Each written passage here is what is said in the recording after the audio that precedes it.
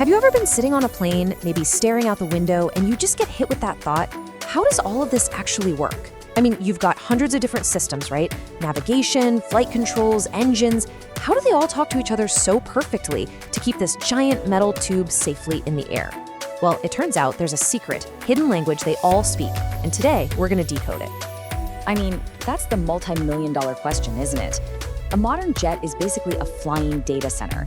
It is packed, and I mean packed, with hundreds of specialized computers, and they all have to be in constant communication, instantly and reliably. So how do you orchestrate that massive conversation without it just turning into pure electronic chaos? Well, to make it all work, you really have to think of the airplane as needing a nervous system. You know, a way to send signals from the brain, the flight computers, out to all the muscles, like the flaps and the rudder, and then get feedback. And just like any good communication system, that means everyone has to be speaking the same standardized language. And the answer, which might surprise you, isn't some fancy brand new piece of tech. Nope, it's actually a super robust standard that was developed decades ago, and it became the true unsung hero of commercial aviation. It's a digital data bus protocol called ARINC-429. Okay, so what exactly is this standard that literally keeps our planes flying safely? Let's get properly introduced to the real language of flight, ARINC-429. So ARINC, that stands for Aeronautical Radio Incorporated. And they created this standard specifically for the commercial jets we all know and love, like the classic Boeing 757s and the Airbus A310s. You can think of it as the digital highway running through the plane, setting all the rules of the road for how every single electronic system talks to each other. Now, ARINC-429 isn't the only game in town. The military, for instance, uses a totally different standard. It's way more robust, sure, but it's also a whole lot more complex and expensive. For the commercial world, ARINC-429 was really designed to be simpler and more cost-effective. But that's a trade-off, and it comes with some very specific and very important limitations. On a technical level, it's actually pretty straightforward. All the data just travels over a simple pair of shielded, twisted wires. And the speed? A pretty modest 100 kilobits per second. But the single most important characteristic, the one thing that really shapes how this entire system works, is its architecture.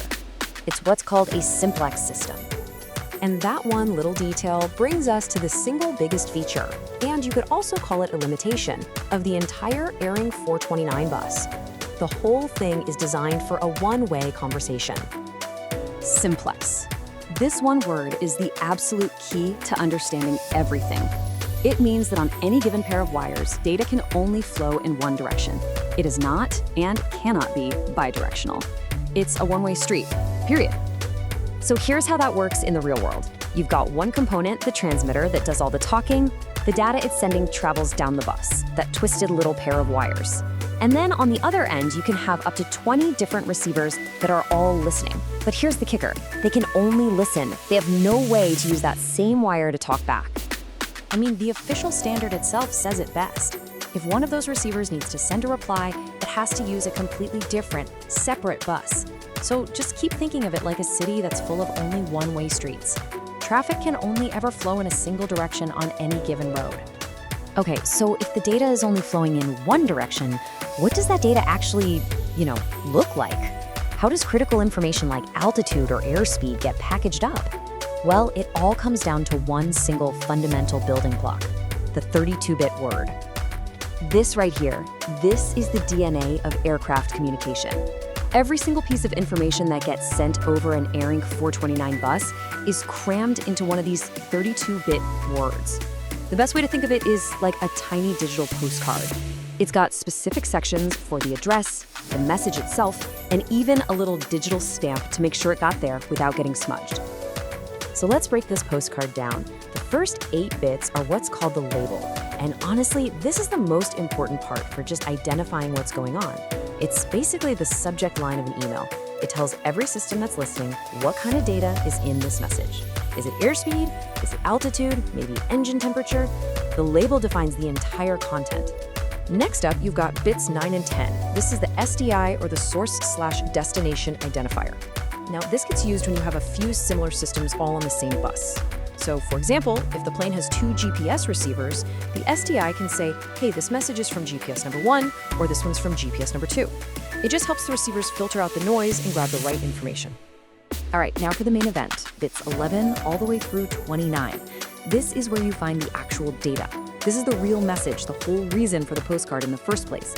If the label said airspeed, this is where you'd find the value, like 250 knots, all encoded in binary. We're almost done. Bits 30 and 31 are the sign/status matrix, or SSM. This part gives crucial context to the data. It can tell you if a number is positive or negative, or if a direction is north or south, east or west. But it also does something really important. It reports on the health of the equipment, telling you if the data is valid and if the system is working normally. And finally, the very last bit, number 32, the parity bit. Now, this is a super simple but really effective way of checking for errors. The system just counts up all the number ones in the first 31 bits. If that number is even, it flips the parity bit to 1 to make the total odd. If the count is already odd, it leaves the parity bit as 0. The receiver does the exact same quick math, and if its final count isn't odd, it knows the message got corrupted somewhere and it just ignores it. Pretty clever, right? Okay, I know that was a lot of theory, kinda deep in the weeds there, so let's make this concrete.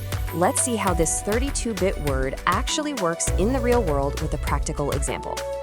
So let's say the autopilot needs to tell all the other systems what the pilot's selected airspeed is. It builds one of these 32-bit words. The label gets set to 103 because that's the standard code for this specific type of data. The SDI might specify which flight computer it's for. Then the data field gets filled with the binary code for 250 knots. The SSM reports normal operation, and finally the parity bit is set to make sure there's an odd number of ones for that error check. That single word then gets sapped down the bus for all the relevant systems to hear and act on. And that's really it. It all comes down to those 32 bits. This super-structured, incredibly reliable, one-way message gets repeated thousands of times per second across hundreds of different wires. And that is the language that allows this massive, unbelievably complex machine to function like one single, seamless entity. It's a truly elegant solution that has kept aviation flying reliably for decades. But that does bring up one last question. Because, while ARINC-429 is a total workhorse, modern aircraft are demanding way more speed and way more data. Newer systems like ARINC-664, which is basically Ethernet for planes, are already being used in the newest jets. So the real question becomes, as planes get smarter, more connected, maybe even more autonomous, what will the next language of flight need to be able to do that this old one can't? It's definitely something